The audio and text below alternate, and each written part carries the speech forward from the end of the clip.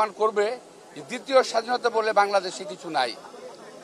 যারা বলে তারা আজকে স্বাধীনতা দিবসকে একটু খাটো করতে চায়, অর্থাৎ ৭১-এর স্বাধীনতা তাদের কোনো ভূমিকা ছিল না, সুতরাং এই দিনটাকে তারা খাটো করতে চায়। আমি বলবো যে তারা যেন একটু নিবৃত্ত থাকে, এই স্বাধীনতা দিবসে যেন সম্মান জানায়। সবচেয়ে প্রথম স্মরণ করছি স্বাধীনতার ঘোষক শহীদ রাষ্ট্রপতি জিয়াউর রহমানকে, যিনি স্বাধীনতার ঘোষণা দিয়েছিলেন এবং অতঃপর দেশে থেকে উনি যুদ্ধ করে দেশকে স্বাধীন করেছিলেন এবং স্বাধীনতার ৫৪ বছর পরেও আমরা প্রকৃত স্বাধীনতার স্বাদটা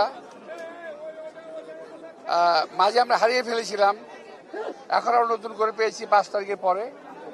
আমি স্বাধীনতার ৭১-এর যে বীর শহীদ যারা নিজেদের জীবনে প্রাণের বিনিময়ে আমাদের স্বাধীনতা অর্জন করে দিয়েছিলেন, রক্তের বিনিময়ে যারা স্বাধীনতা অর্জন করে দিয়েছিলেন, আমি তাদের স্মরণ করছি। তাদের পরিবারকে যারা এখনো বেঁচে আছে তাদের প্রতি সমবেদনা জানাচ্ছি এবং আজকের এই দিনে আমি দেশবাসীকে, দেশনেত্রী বেগম খালেদা জিয়া, আমাদের নেতা তারেক রহমান এর পক্ষ থেকে আন্তরিক শুভেচ্ছা এবং মোবারকবাদ জানাচ্ছি। প্রিয় ভাইরা, আমরা এই মাত্র কিছুদিন আগে ৫ই আগস্ট, জুন জুলাই আগস্টের মধ্যে ছাত্র জনতা আন্দোলনের মাধ্যমে আমরা নতুন করে আমরা স্বৈরাচারকে তাড়িয়ে নতুন একটা আস্বাদ পেয়েছি। অনেকে বলে দ্বিতীয় স্বাধীনতা। আসলে আজকে স্বাধীনতা দিবস প্রমাণ করবে যে দ্বিতীয় স্বাধীনতা বলে বাংলাদেশে কিছু নাই। যারা বলে তারা আজকে স্বাধীনতা দিবসকে একটু খাটো করতে চায়, অর্থাৎ ৭১-এর স্বাধীনতা তাদের কোনো ভূমিকা ছিল না, সুতরাং এই দিনটাকে তারা খাটো করতে চায়। আমি বলবো যে তারা যেন একটু নিবৃত্ত থাকে, এই স্বাধীনতা দিবসে যেন সম্মান জানায় এবং সম্মান করে। তো আজকে এই দিনে আমি আর বেশি কিছু বলবো না। আমরা দেশনেত্রী বেগম খালেদার জন্য আপনাদেরকে দোয়া চাইব এবং এই স্বাধীনতাকে যাতে আমরা ধরে রাখতে পারি,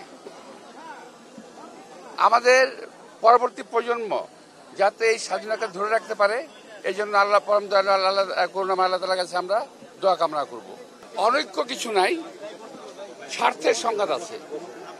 প্রত্যেকটা দলের যার যার একটা ইথিক্যাল জায়গা আছে, যার যার একটা মতাদর্শ আছে, যার যার মতাদর্শ থেকে তারা একটা কথাবার্তা বলে যাচ্ছে। এটা অনৈক্য আমি বলবো না, তবে যদি অনৈক্য কেউ বলে, এটাকে আমি এমন করে বলবো যে এমন সময় যদি কখনো আসে জাতীয় বৃহত্তর ঐক্যের প্রয়োজন পড়বে, দেশের স্বাধীনতা সার্বভৌমত্বের জন্য ঐক্যের প্রয়োজন পড়বে, তখন কিন্তু আমরা সবাই এক হয়ে যাবে, এখানে কোনো ভুল নাই।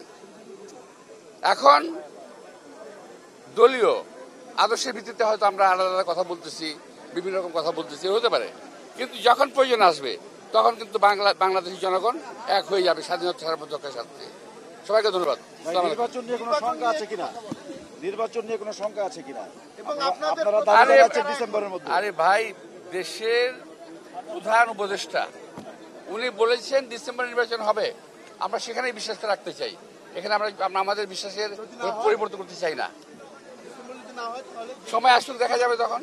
ডিসেম্বর এবং জুনের দুটো কথাই বলছেন। বা নির্বাচনী প্রতিপক্ষ মানছেন বা চ্যালেঞ্জ আছে কিনা আপনাদের? বাংলাদেশের প্রতিটা রাজনৈতিক দলই প্রতিপক্ষ। ডিসেম্বরে যদি নির্বাচন না হয় কি স্পষ্ট করবেন? ডিসেম্বরে যদি নির্বাচন আরে ভাই না হলে তখন দেখা যাবে, সময় আসুক না।